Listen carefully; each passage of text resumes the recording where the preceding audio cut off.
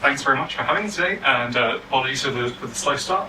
I made it here, up and running now.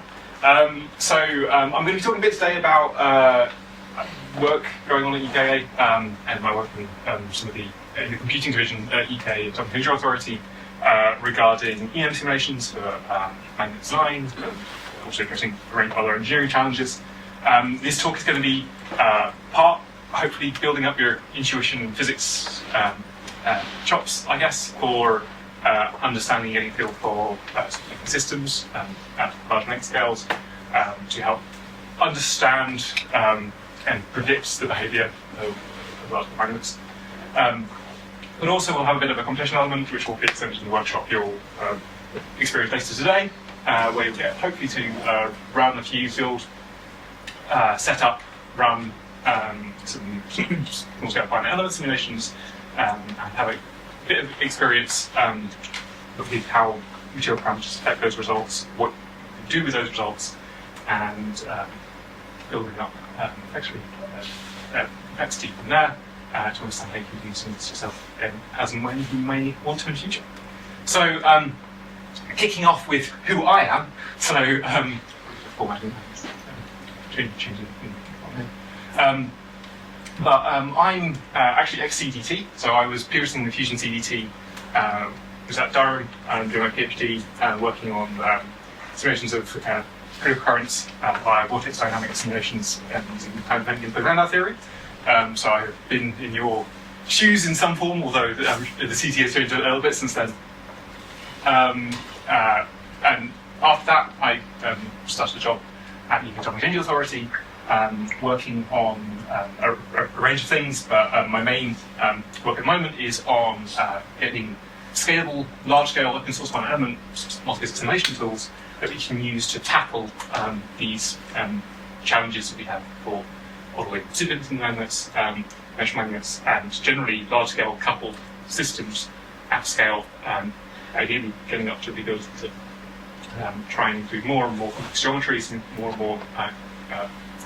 complex physics in simulation, so we can try and identify the black swans which are famous for causing headaches for engineering when they appear, because it's very, very hard to know what you are missing when you actually simplify everything down and run on very low models that miss emergent behavior from a couple of these systems.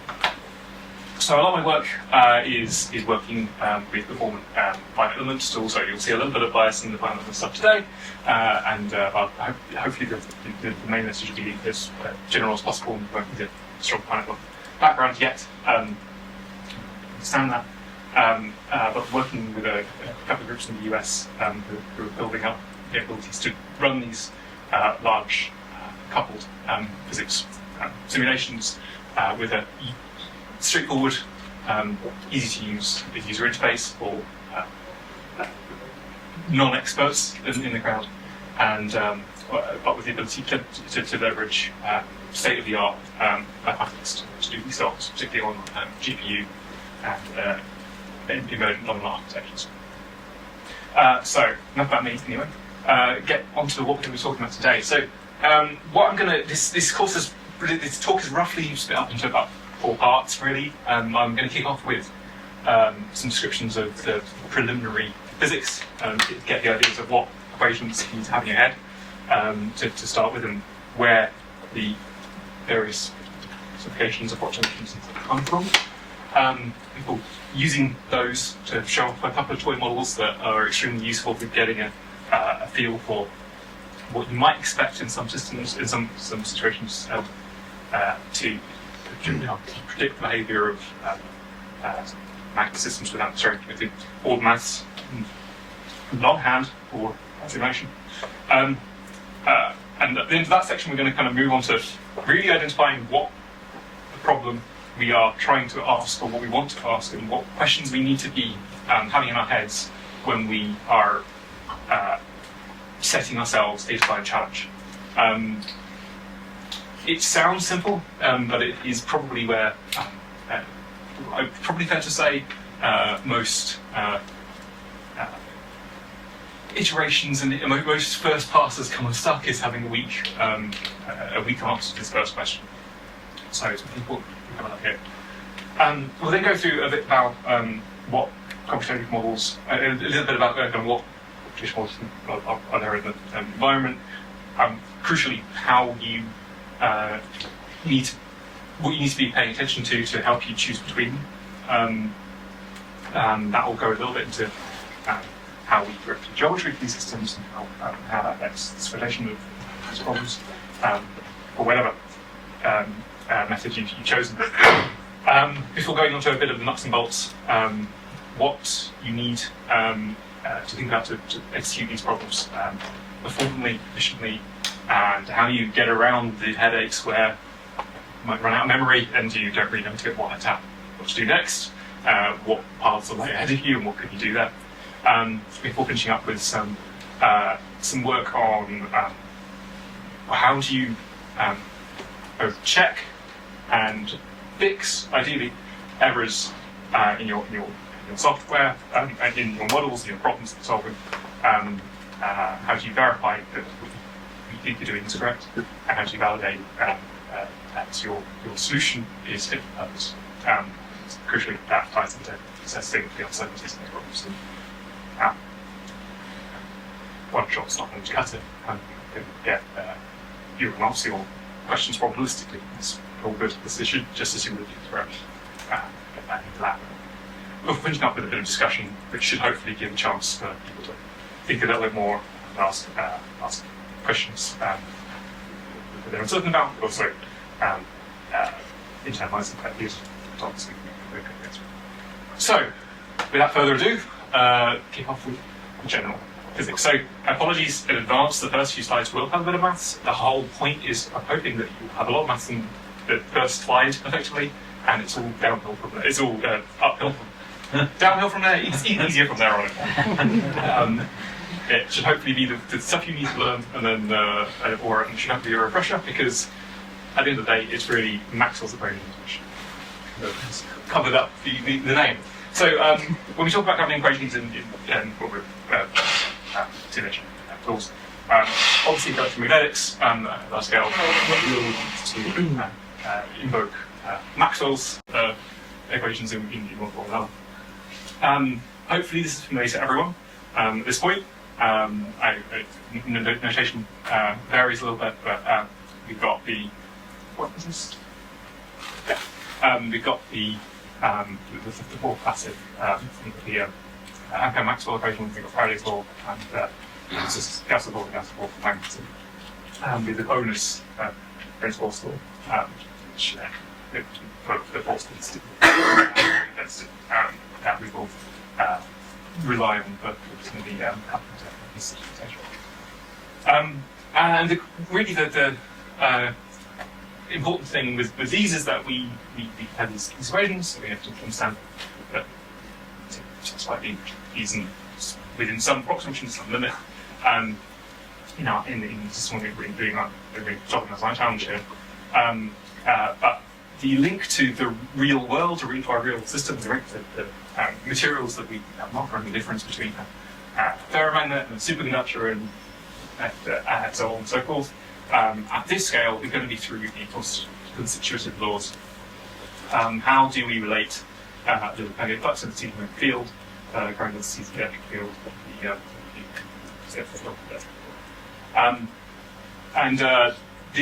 these are intended to be these are part of the process here, so we need maths to be constants. These complicated, and indeed they will be generally hang on linear. And therein lies the fun. Now, for a lot of the cases where the problems we're going to be looking at in this and in the systems where we're trying to look at the behaviour of magnetic systems with relatively, we're not worried about like radio frequency RF problems and things like that. We want to make the assumption often that we can kind of ignore this displacement current term via requiring that we were in a limit where our wave rates of in-fields involved are much larger than the relevant length scale of our system. We want to be in this so we can ignore one of the be that we're careful about how we have to do it, but how we can simplify our operation system down, reduce the number of degrees of freedom in problems we're going to solve, reduce the complexity of our challenge, and hope to reduce the computational cost at the end of it. This is trying to solve this PDF in way. But yeah, these will come with boundary conditions, and the important thing from this point is to just note that you can two flavors of boundary conditions to use for dynamics equations. One you're either really setting the tangential component of the magnetic field on boundaries, or the tangential component of the electric field on boundaries, and you can kind of the boundaries of that chair apply the conditions to the right when you plug through Maxwell's Maxwell's equations. There are some details which will not kick in, but that's for applying current sets of circumstances. So we're generally going to be beyond this talk, but just bear in mind there are some. But for applying the currents and those systems, but this should be this is what we will be using for I think the rest of this talk entirely. I don't think we're good. If you can remember this, you don't even need to remember all four. You need to remember these three plus the Lorentz force law, and have an understanding of what boundary conditions you've set, how many you can turn here. But the rest, we'll be looking at how we can couple through this and looking at everything. Hopefully, this is familiar so far. Now, the fun bit. Now, this is in a general challenge.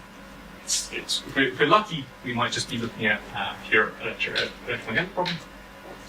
We very rarely are. We want to be looking at possible failure modes for things which can go wrong with our design. And so we need to care about how our EM problem couples to other pieces of physics. So two dominant pieces of puzzle here, being the how the thermal problem and we couple the mechanical problem. How do we include contributions from generating from the green fields? And that is our equation. Well, when we have volumetric heat sources in nicer, we can include another equation, and we have the electric functions, which for example include with a bit of maths and running through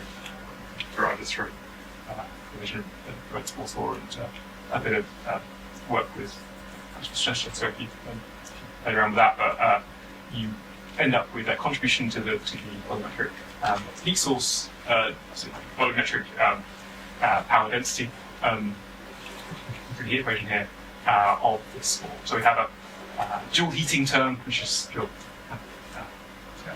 regular E dot J. You've got an electric field term here, which with the distillation field in isostatic approximations I'm making here. So this we're not the relatively on the length scales, and a magnetic condition. We will. But the rest of this, I mean, this problem otherwise, if you knew this a priori, this is just nice thermal problem, then you can solve this or refer to a choice. The challenge happens where things couple together, and unfortunately, we have a lot of constitutive laws that are actually going to be independent, and so this isn't a nice independent problem. To coupling between two makes it impossible to solve these separately, entirely, and you have to deal with the coupling through one form or another. Straight to that, we will see how that falls in later on in the workshop. Mechanics is similar, so there's somewhat different, but this is basically you this, I guess F equals MA given around here, where we have a contribution from the red course that has a volumetric contribution from J plus theta. And obviously in superconductors, your J can be extremely large, and therefore you can get very, very large forces acting on your magnetic systems. That can be very, very important to include in your explanation because it's a source of stresses components, and you can quite happily get interesting about how the systems may form elastically, and hopefully not otherwise due to the large forces behind. But same principle applies. Is the EM problem isn't in isolation. You have an interplay with your thermomechanical problem in that if your system deforms or anything, then you have a EM problem changes that really problem source terms to your thermomechanical side of things.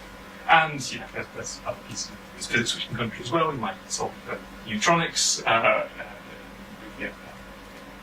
Our conditions like these are going to be exhaustive. This physics will contribute, but in terms of how you think about coupling, you really need to be asking questions as to how can you imagine one being how constant whilst the other is changing.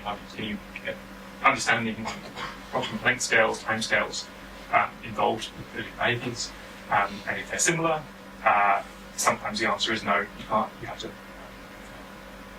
deal with the challenge, but you have to pick your solution somewhat fine.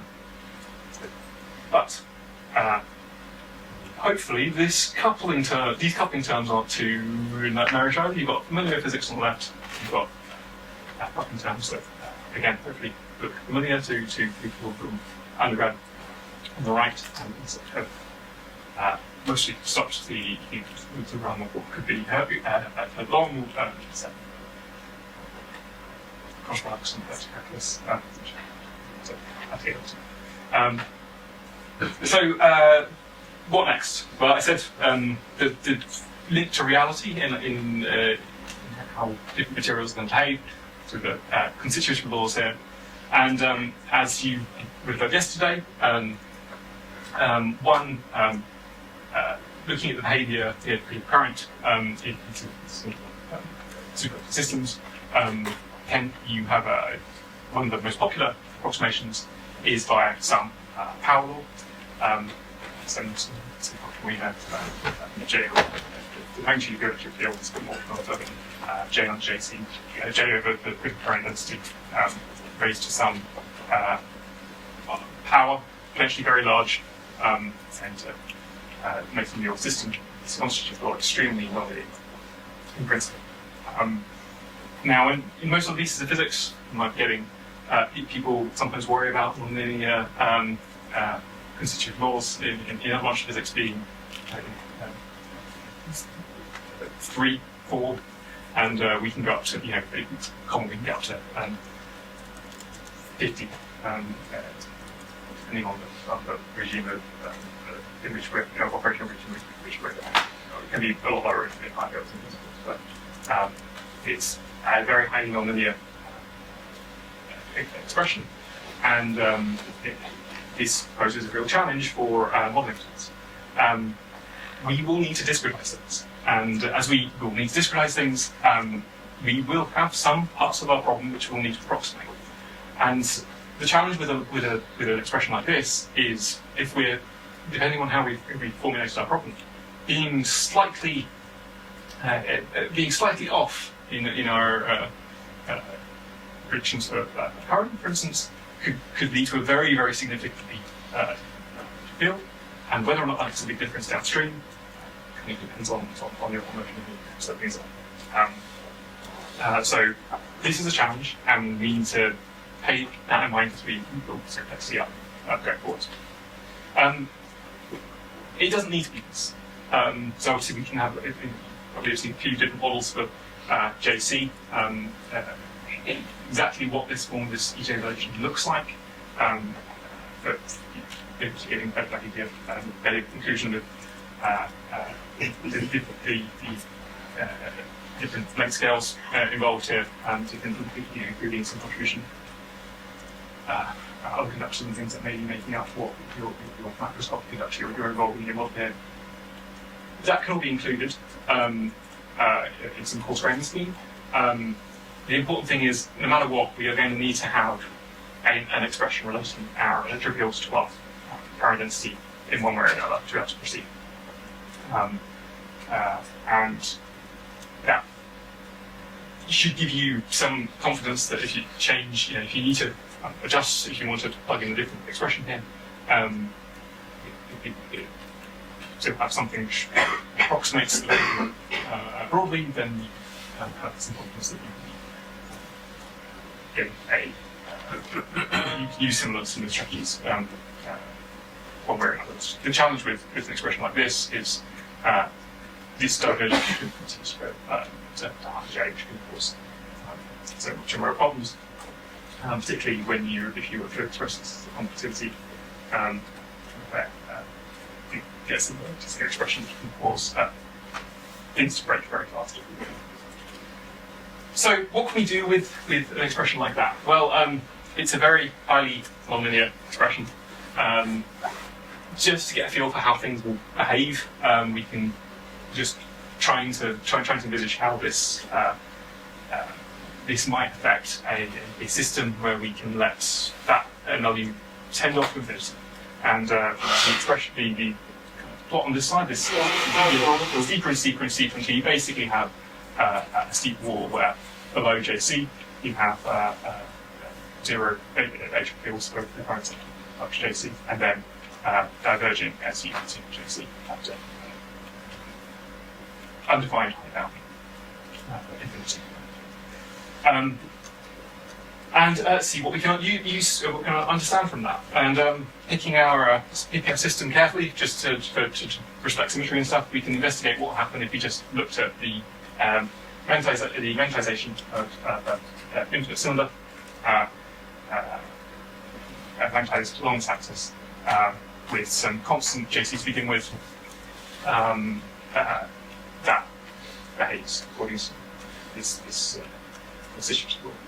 And there's some rules of thumb which we can kind of try and think about in that from our undergrad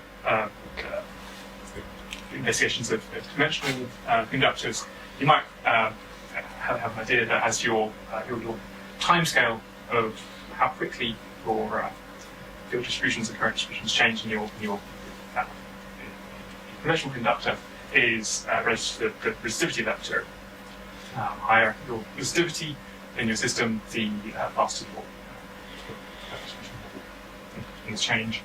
And so, out of as you get something which is increasingly higher and higher conductivity, those time scales get longer and longer and longer. So you're now so when we're in a state where we have some stable condition of current flowing in the system without the onset of an electric field, that should be telling you that this just kind of heuristically on a macro scale could give rise to something that is very long-lived, a field distribution.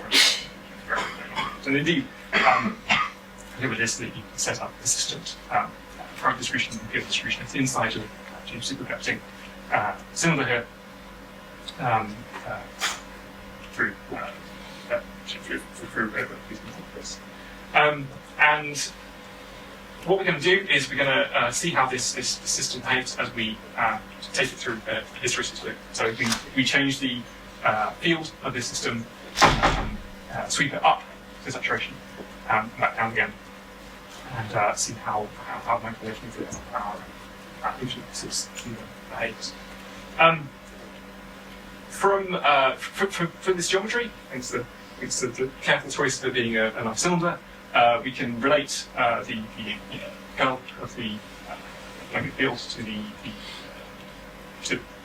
to the current in a very visible way. So we can we effectively can interpret the gradient of the field in these systems as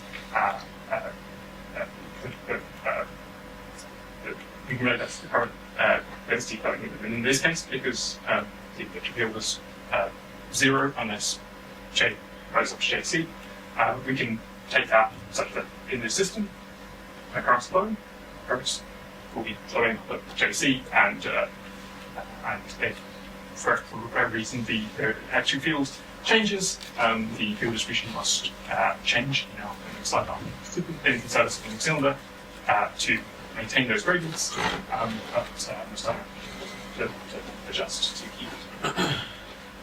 keep those gradients either the magnitude of those gradients.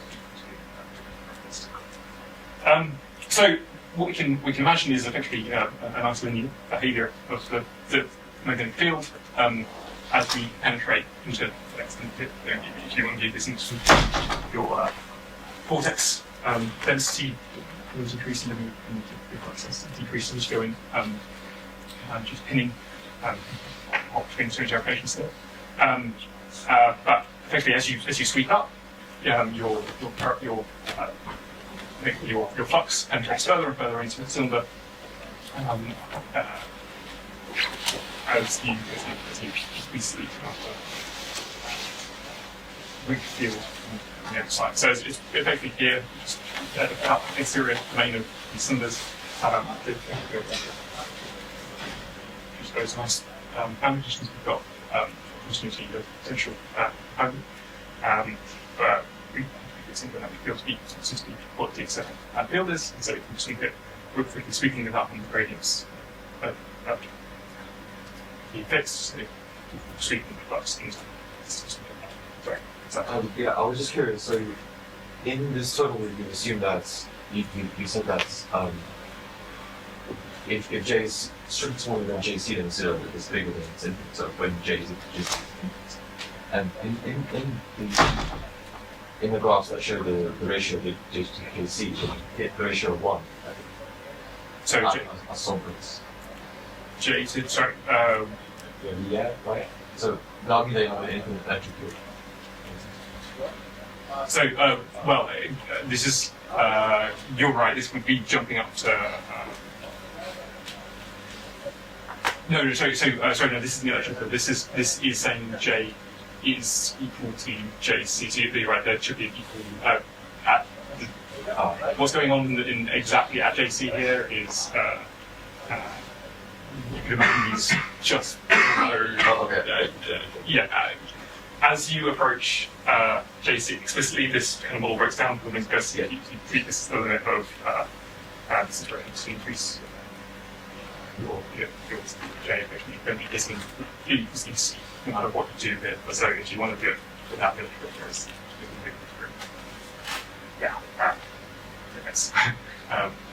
but you would go you will approach this.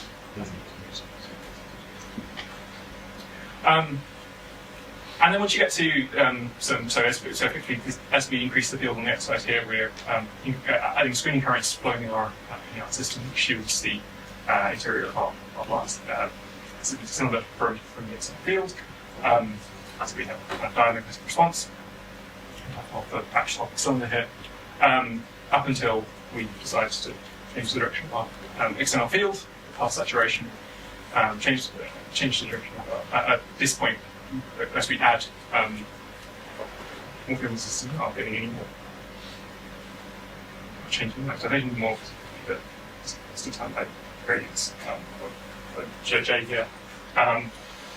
And so as we turn around, now we need to have the local gradient, sign of the local gradient by the sign of the rate of change of the field's exterior boundary. So now it's the opposite direction, and we sweep the opposite direction, descending around. That's good. And from that, we can build a nice little hysteresis loop, which we can use to build up things. From a couple of the from these, which we get saturation, we can effectively relate the radius cylinder with the total change in magnetization over the loop. And that is extremely useful. That gives us a method of measuring the manipulation. It's a possible helping us get levels of JC in some systems. But it also allows us to have an idea of understanding hysteresis in large scale systems. Because the amount of this manipulation is proportional to the distance of the system. And if you saw any of the multi-filamentary structures yesterday for reducing the losses, this should at least help us give an indication of why. Because by reducing the size which these screens before, changes across the loop, and through our nice couple of equations, virtually reducing this loss term losses in the equations and so forth. And this is all well and good for a nice system with constant J that allow you now modify this for having it with current density. It's not field dependent, and you get something that makes it. Let's get the left inside there and see how it's information from how this machine is. So how the calculation and changes are within as you change the machine approach.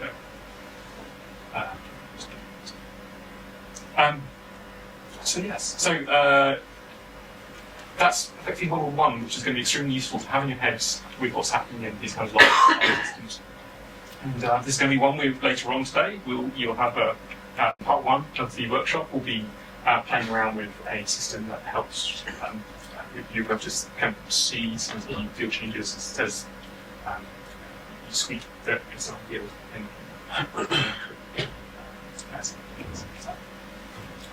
push it back to this one.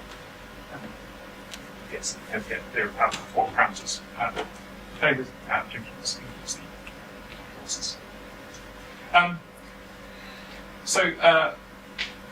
Number two, a second model to have in your head is an idea of what happens when you, again, it's happening in this case with the thermal problem.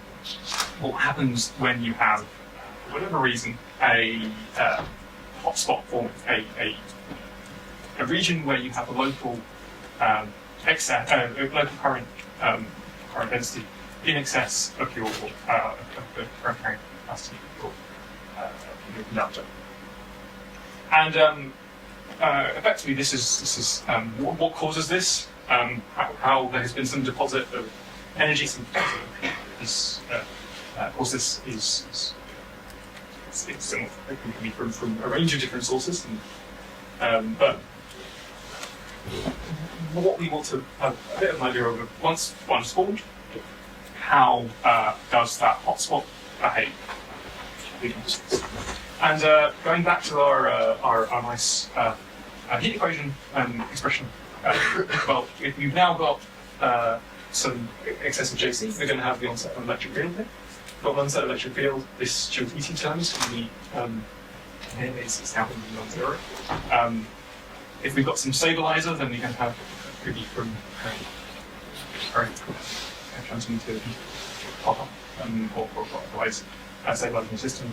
But effectively shunting into building electric field and getting a electrical distribution that acts to heat that hotspot up. Countering that, you'll have a contribution from potentially any active cooling or passive cooling for thermal conductivity away from your system, that you're trying to distribute away, and your heat capacity actually slow that whole process down and change the next scale of the time scale at which that occurs. And why is this interesting? Well, if you kind of solve our heat equation on a thin conductor system, then you can take internal or 1D approximation. And you get some really interesting results about the propagation of this hotspot region, the rate at which this hotspot propagates through your magnet system, your cable.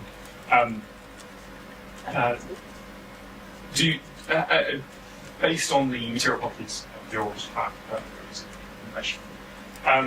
So it's nice exercise to see if you can derive this yourself, but actually you have your rate of propagation here. If you plug in numbers for blood temperature or something versus a just like Radco, you will find change the different heat capacities in the two systems. Well, it effectively that your propagation field, this hot region, where you have an excessive current, significantly faster by orders of magnitude compared to what you get in your HTS. Yes. And this is a challenge because once you get a hotspot forming like this, if you aren't taking heat away from that region big enough, you can get very high temperatures building up relatively quickly. And if you aren't able to identify and take effective measures before those temperatures in those regions reach kind of temperatures that can cause other parts of your to fail, whether through a range of mechanisms, then you can have a very expensive and possibly low magnet. On the other hand, if you're able to identify and detect that quench happening early, take predictive measures, then this and reduce the total current running through this system, take the energy out of the magnet in one way or another, reduce the heating in this hotspot, keep that peak temperature down, and hopefully maintain the operability of the magnet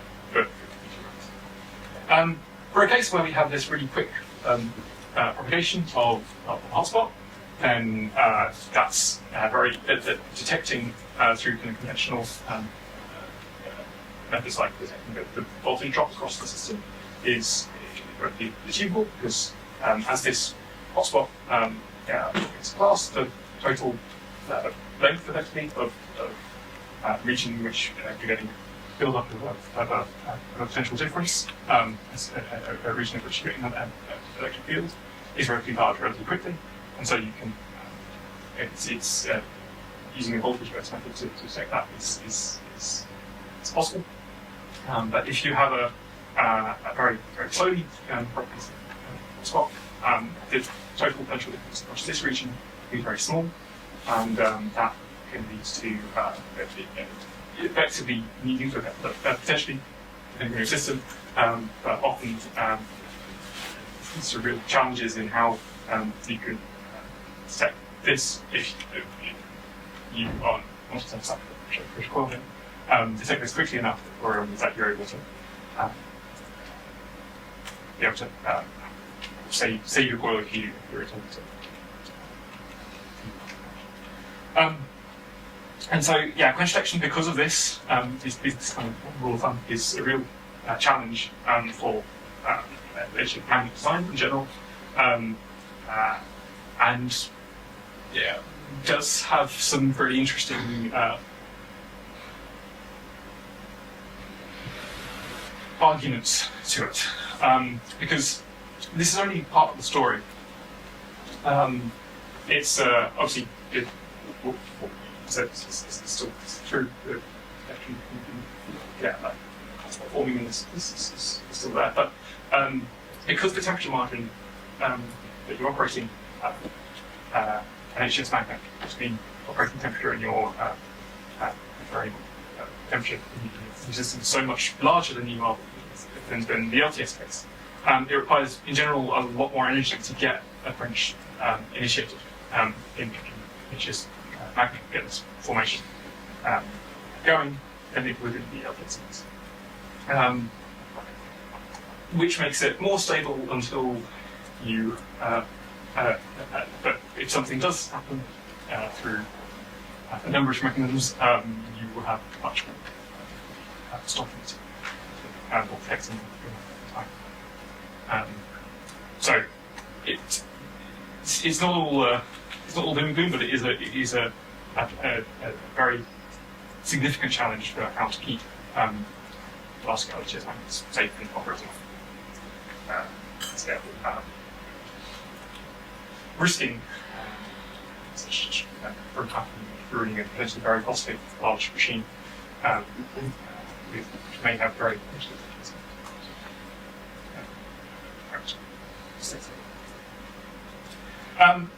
okay, so those two models will be relevant as we go on to be using them in the workshop as well. But keep them in mind as we go through the rest of the kind of set of the problem design and set of the problem here, to get an idea on what you would naively expect. It's very easy once you start going into the depths of maths to be blinded by the details, and it's always important to make sure you always have a cross-check, a sanity check, to make sure it's behaving at least as you would. If it's not behaving as you would expect naively, that may be because you were naive, or it could be that you've done something wrong, and it is worth more thought regardless to check either way on that one. So do keep those ideas in your head as we go forward, but they have a multi-purpose, and some of them more widely used basis in this field. But now we're going to go into trying to solve set ourselves a design challenge for a arbitrary. Sorry, before we go too far, just further what we found, why is quantification so much more than reaching things? So you've got a number of reasons, but you've got, for instance, the weak acid differences. So you have some interesting behavior as well. There are some.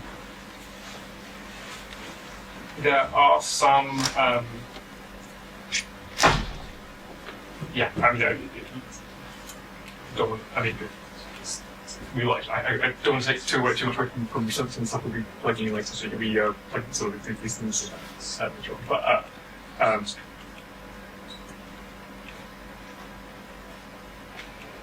the numbers I really want to have in your head at the end of this is to just make sure that you've got the idea that it is a couple of orders of magnitude. It's not a small difference. It's not something that's a rounding error. It's drastically qualitative difference between the behavior in each case. What I haven't talked about here is prospects for the hotspot evolution in the transverse direction. So when you have, depending on your insulation between your windings of your magnet, you're not necessarily restricted to go longitudinally along the direction of the foil. The thermal problem, but generally that is still notably slower unless you're in. There are some good Einstein and things, but there are some ways to try and help mitigate it through methods like that, but they come with their own challenges.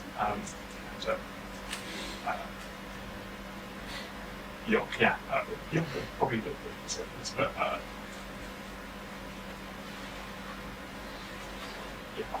We'll be throwing in some real numbers. So when we're trying to design our magnet problem, and that can be quite general, we have to first of all capture requirements from the end users, from the end whoever is going to be needing this for their use case, one way or another. And there is a lot to this. it is not worth skipping over these steps at all, because it is perfectly realizable that through best wishes, the problem that's set up here doesn't have a solution. It may need iteration. It may need maybe it's over-constrained. Maybe what's being optimized isn't something particularly relevant or useful. So it's extremely useful to design what are you trying to achieve with your magnet design. Are you trying to? I mean, it's common, you might be trying to have a natural target field. Trying out some plasma modeling scenario. You might be trying to set up a make sure that you are in a regime where you have your splitting structure in your is able to take the loads in scenarios, and you might be in a scenario where you're trying to look at whether or not you can detect corrections in the scenarios fast enough. You need to know what environment you're actually trying to model. Everything everywhere all at once is usually not the path to take, because running through the checks and iterations of that tends to be much slower, and it is worth making sure that you have a pathway. So just in things to include here, make sure you have an idea on kind of what fidelity is required. There's no point in going to something highly detailed, finite element, all bells and whistles model if at the end of the day you just need a circuit model or something extremely unconventional and simple. It'd be a waste of time. No one should have that. Do you have an idea on what physics is likely to be included? So, like, just talk about earlier, what length scales, what time scales I'm talking about here. You're going to have potentially very difficult strategies to solving this problem in a scenario where you're looking at obstruction, for instance, than you would be in something platform, steady state scenario. Or is it something that's been, introducing looking at behaviour after some perturbation and some other things? So have an idea of what you are expecting to happen. Again, what you can be careful and make sure you note the assumptions here, because they can come back to bite you. But they can also save some time to rule out constants. How frequently are you would we be needing to do design iterations and so on? This is a relatively sinister one, in that it can be quite common for all best intentions to rule that it's to be a one and done design just to check whether something works or not. But what does that involve? Will you need to do 2 or 3 to check some, check your parameters have converged, and are you able to do that? Will you be running thousands to get some really good numbers of certainties here? Will it be iterations that involve kind of by hand steps that require new geometries, new meshes, which can be much more time consuming? Effectively, how in these here what are the slow steps? Do they need to be there? Can you automate some of them? Does that make sense?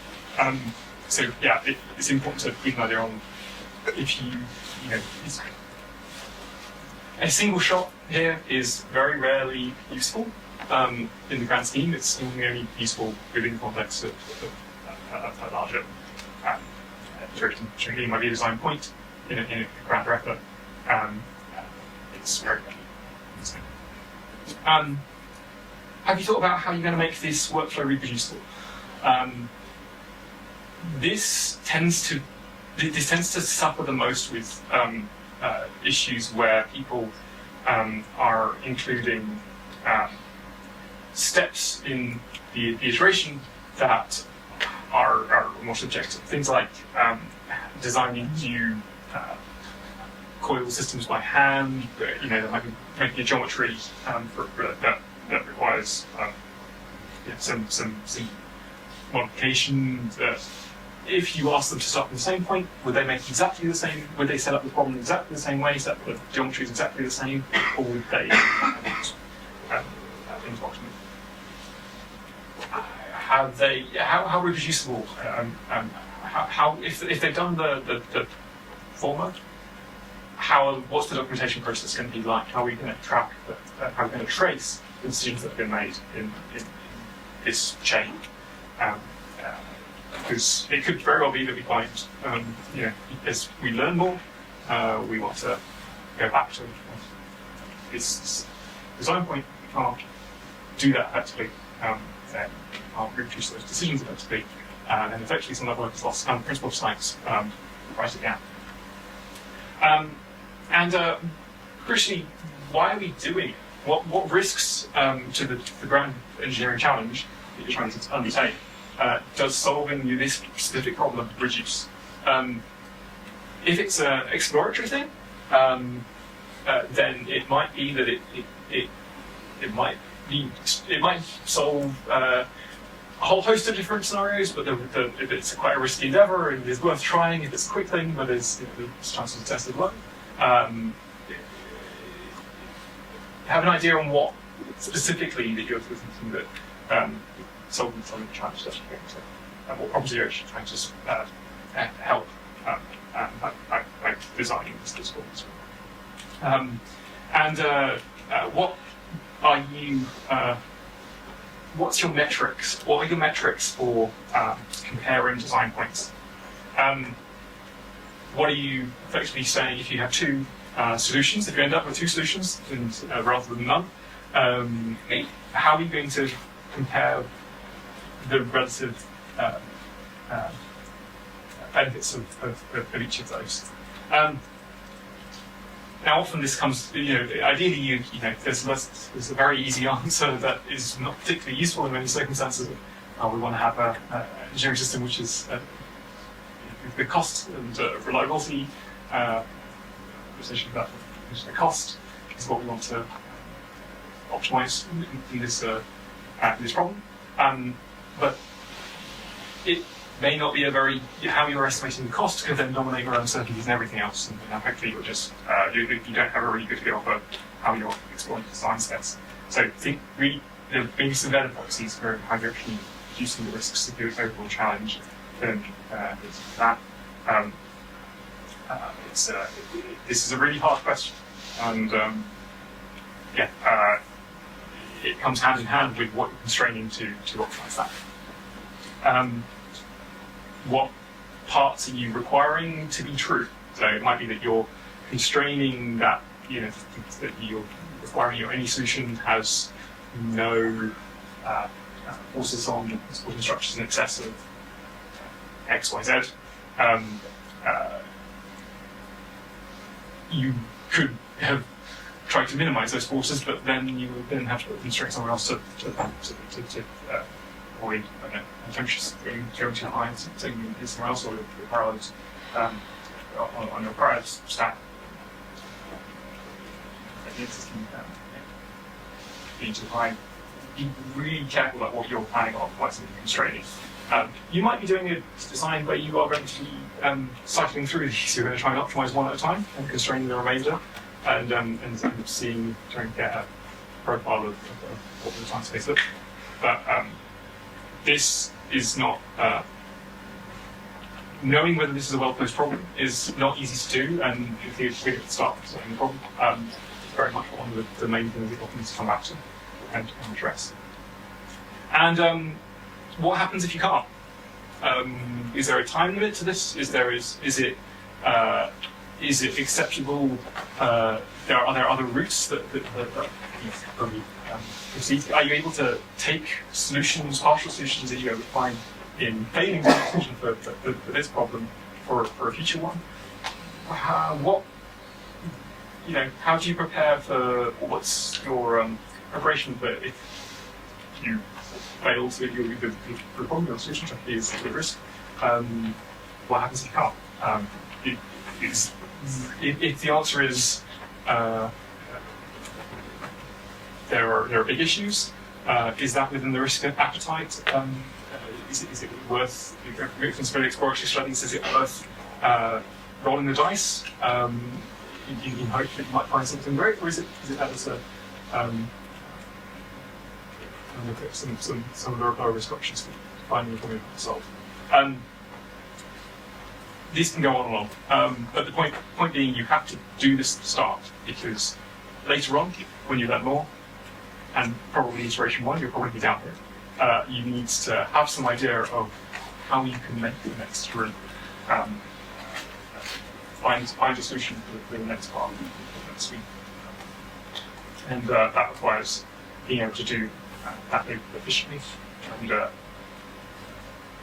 getting more information. Then you've got to select a method, and only then do you select a method. I'm not sure, have you had any of the finite element courses yet, or is that part of the next part of the CDT? Awesome. So it's one of the biggest it's approaching kind of the large scale problem, because of actually you've got some very robust error estimates that compare and verify your results methods too.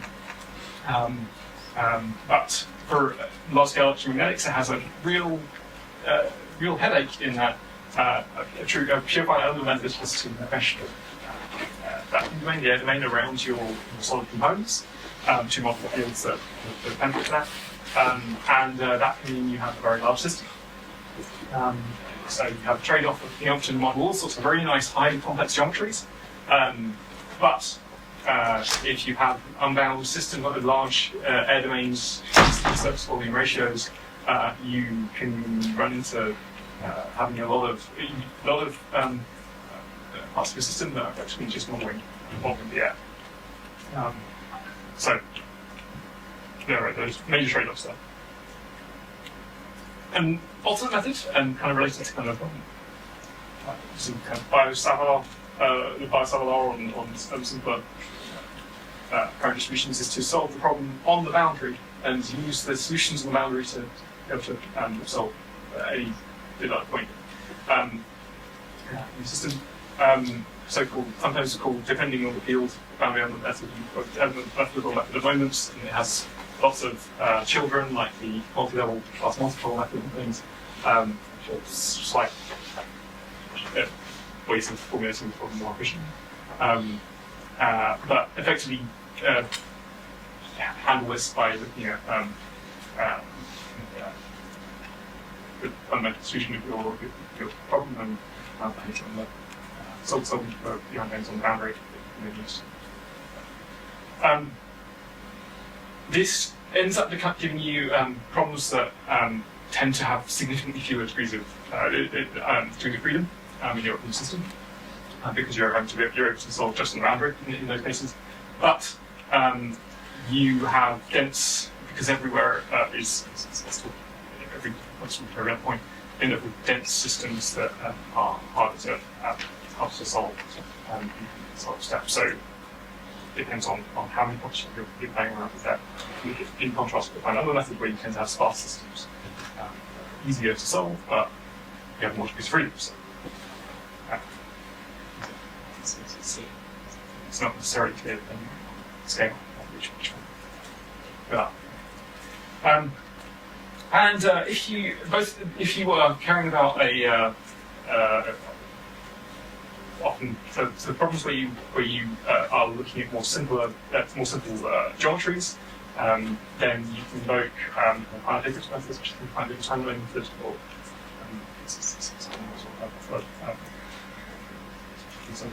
behavior.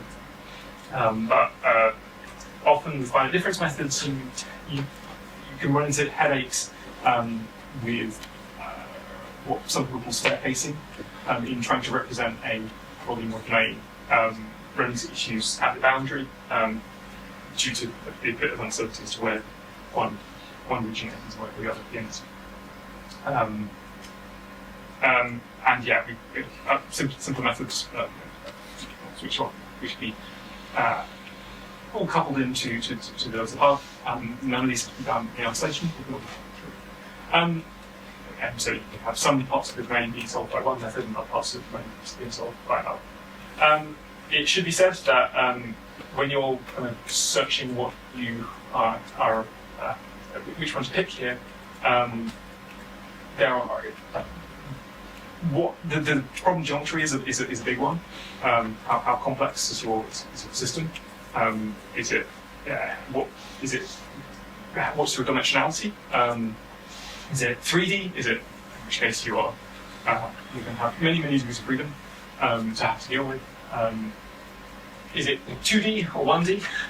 In which case you have more of a chance of using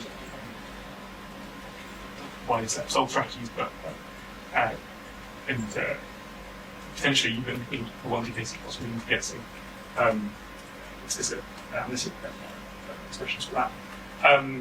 Are you for some of these, if you really need to check in an unknown environment, you implement if you're doing a new implementation or something. Some of these are easier to verify than others. You should work the formulation out some FEs on reasons. Easy to develop some formulations there. It's easy to verify the formulations there because reliance on mathematical properties and things that are rigorous and relative. But there are tons. I mean, I won't be able to go through every option that anyone's going to try. But hopefully, when you look at this, you should be thinking about what problems you revert back to your requirements capture. Are you needing certain boundary conditions in your system? Are you needing certain dimensionality? Are you needing certain geometries? Because that will rule out a lot of these in the first pass. And I want to quickly point out on the finite element side, even within some of those choices, not all molecules are equivalent. So for one, this will be relevant for the workshop, in that you will be solving, depending on your formulation, depending on how you describe your system, you will be approximating something more modes. And that can make a very significant difference, as I said earlier on, to the accuracy of your final solution and effectively the fidelity of the solutions you're able to produce. So classically, for the finite element, the kind of two of the most common formulations for the least dynamic focus you showed earlier on is B-conformal formulation, where you take omega exponential, define such a scale as the and by doing this, defining it this way, you strongly impose it to be a zero everywhere. You can do something similar by taking, rather than having A as one of your state variables, you can do your magnetic field instead. That's going to be J, sorry, that's a typo.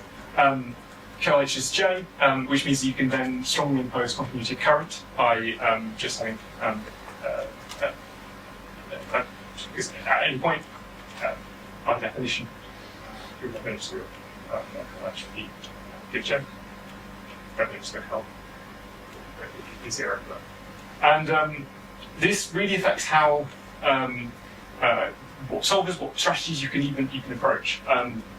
So for something like a superconducting system, where we have a very highly nonlinear steep cliff in our formations, in our EJ relations, this is actually expressing electric field as a current here, and this is essentially current electric field.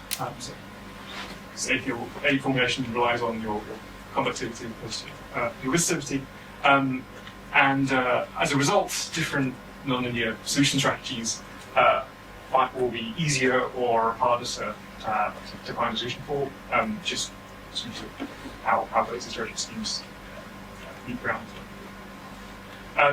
It's one of the big reasons as to why you will find in a lot of magnetic simulations of simulating magnetic systems that the H formation and its descendants of H5 formation things are so popular because using a Newton-Raphson method actually converges nice quickly with a very high, with your high the nonlinear generation,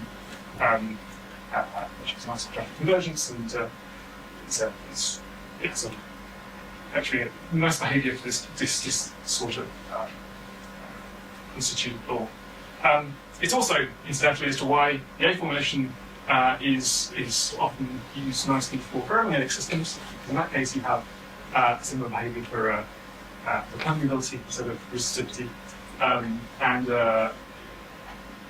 often you find mixed systems where you want to have an A formulation working for parts of your domain, parts of your problem, where you've got ferromagnetic materials, and an A formulation where you've got super materials to make them to make the most out of distribution performance, to make the solve as easy as possible in this case. But once you've picked your solver, and only once you picked your method, you do need to think about how you are going to set up your geometry. And this is what you are going to prepare for a simulation will have significantly different requirements for geometry preparation than you would if you were trying to prepare it for machining or for a inspection or for other purposes. Classically, I mean, for problems where we all care about numbers of degree of freedom in these cases, we'll care about how easy it is to set up our applications, we'll care about how whether or not we can physically use the tools we have available to solve on these systems. And those are the requirements to what you'd have if you're trying to draft a model of a coil for someone to make on some engineering drafting paper. Specifically, things like sharp corners and small features tend to be problems for these kind of things. They don't tend to really add much to the solution, but they cause all havoc, particularly when you want to start to discretize your system and start measuring. They can add similarities into problems and all sorts of headaches. Don't necessarily try to just reuse what you've has been intended for a different purpose, because this is a meshing set is hard. But you have issues. Do you need to go 3D? If you can get away with 2D, our solvers are more robust and can have some ones really freedom. If you can get away with 2D, it can be useful. If you need 3D, then that will be a solution strategy you can take. Make sure you exploit symmetry. It may be periodically seen, it may be correct, but normally gain this way one way or another. For systems, you make sure your geometry that you're trying to set, your problem you're trying to set, can actually solve your problem. Classic problem for electromagnetic systems is not having the ability to have closed current paths, so having requiring currents to setting up a coil or something. So this is a classic called open coil and this is a closed coil. Having resistors made such that there is no way currents can go from terminal 1 to terminal 2, which would be in violation of the underlying operations of the system, which means you wouldn't be solving the problem you want to anyway, and if you did solve, you would be only doing so through fault tolerance. Make sure things like you have volumes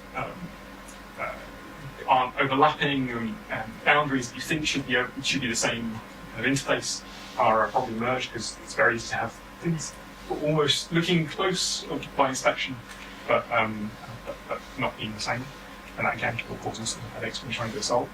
And your domain size and what boundary conditions you take will depend on the geometry and boundary conditions you have available in your method. I highly recommend some of these detailed things. There's some great resources available from COMSOL on describing many of the nuts and bolts headaches in setting up matches problems as well. Once you've got a geometry, then it's time to do some to discretize that somehow. Discretize your problem spatially for things like finite elements, and that's the meshing step. And you would be amazed the scope on the efficient. Sorry. What's the question? Yeah. Just with the previous slide, trying to close currents, do there not exist like boundary conditions for assuming, an infinite wire going that way? For an infinite wire going, so you can put in sources into your problem, but you need to make sure you have set up that's consistent with the formulation you've chosen. So it's mainly when you have some enormous air domain surrounding a tiny little current, you're wondering why you're not getting, a single segment somewhere, that you have issues. So yeah, it depends on your formulation. For an infinite wire, yes, because that's effectively that. And you can do things. This case here, you could do by having a perfectly conductive boundary around the edges, which will effectively allow you to have that complex current path at the edge. That's hopefully far enough away from anything around in the middle that you can still solve the issue. But when you have things in the domain, then you might have effectively shorts through air domains and things that you wouldn't expect, but just resolve tolerances. You can see how that works. This is something that even a lot of the commercial tools will fall over with. Often get very poor. Your bars can vary wildly depending on the tools you're using, what quality of the mesh you uses. The element type can significantly affect the kind of quality you get through different methods. Things like hex meshes have some nice tensor product structures that some methods can use. Things like TET meshes are really robust for complex geometries, much easier to perform. For curved surfaces, where you've got systems with lots of cylinders and things like that, often they benefit from high order mesh elements. And even you can try and do. So there are some methods which will try and actually act on those meshes and things. Will try and create a structure based on mesh using. Keep an eye on idea of length scales. You will you'll have an idea to be able to see a phenomenon. You need to be able to have appropriate spatial discrimination to resolve it. So bear that in mind. Often this is boundary for electromagnetic systems, that making sure you've got boundary layers with sufficient skin depth so that handle the next scale set, which change when you change the surrounding field changes and things. Do this back of the envelope. And you probably won't get it right first time. If you can, get the tool, get some useful indication, get the tools to help you. There's nothing saying that during result you can't iterate, you can't add indicators to inform with some tools that are set up properly, to be able to use special activity to resolve where you need to resolve. So you can start from coarser mesh than you need, and get it to resolve as an indicator to say as a metric to help monitor whatever parts of the mesh you need to refine or others. Remember, it's much easier to refine than you have to refine for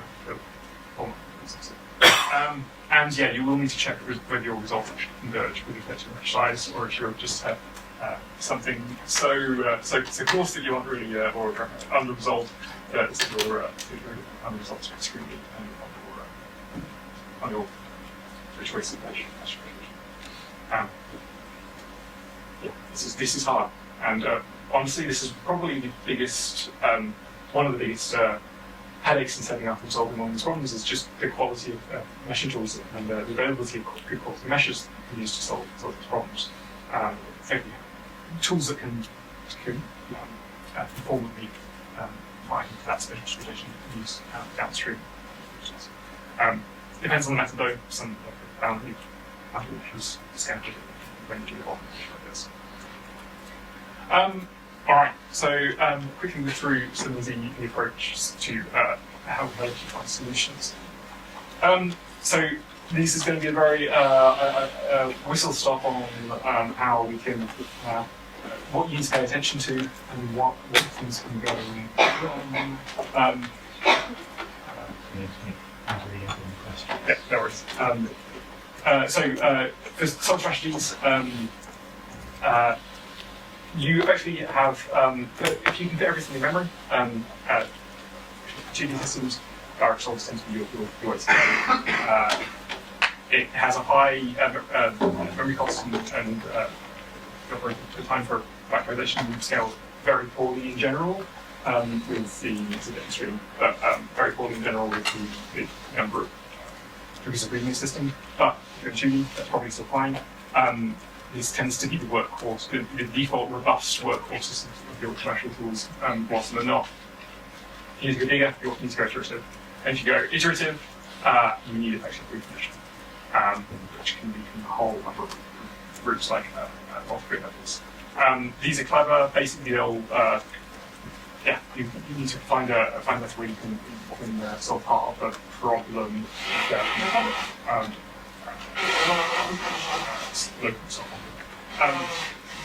It is extremely important to take advantage of your relevant parameter when you can. Not all solution meshes are equally easy to decompose. This is one of the drivers for the different methods. Broadly speaking, your shared memory-based parallels, things like OpenMP, is where you have a lot of processes which can talk to simple memory bank, which is somewhat run choice conditions. This is excellent things like the direct folders.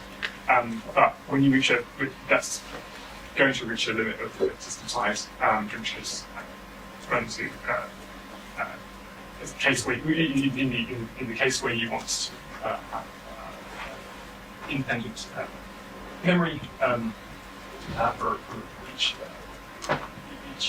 task and share infrastructure update memory through meshing passing to the paradigm.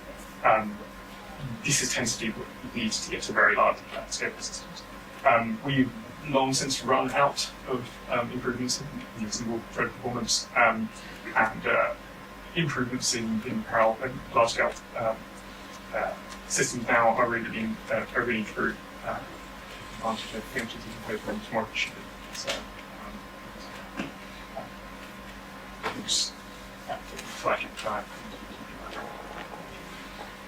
preconditions are essential when you get distribution tools. There isn't a one-size-fits-all approach, and so this may affect the problems that you tackle. Trying to put it in a form that is effectively preconditioned is generally a good idea. And how you check that things, how do you check that the resources that you're using are you're getting back to that you would expect? Usually through scaling studies. So often through two general metrics: weak scaling and strong scaling. Weak scaling is effectively looking at how your performance improves as you increase problem size as in proportion with the number of processes. So each process has the same amount of work as you scale up. Compared to strong scaling, where you take a very large problem and look at how your time to solution or time to timings like you're comparing here improve as you more and more processes to tackle that problem. They tell you different things, important to be able to get them both.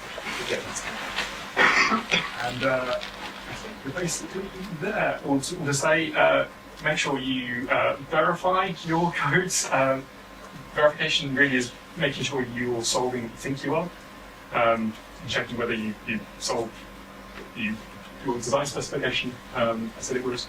A lot of this is testing as you go, but formal verification methods are extremely useful for it. Validation is much more difficult. It's a much harder question to answer whether you're solving what you need to solve, because usually that's with comparison to some experiment or otherwise, and whether your solutions actually meet some needs. For some of these there's some regimes, particularly for the significant magnets, you can imagine that's not always possible to do until a later date. Experiments arrive at that. And so you can at least rely on limited validation data in reaching out across the space. And make sure you test for uncertainties. One shot isn't good enough. It's not good enough in an experiment. It shouldn't be good enough for you in simulation. You can build in uncertainty inputs, get uncertainty outputs. And really, shouldn't be a question of does my solution work? It should be how likely is that my solution satisfies our requirements.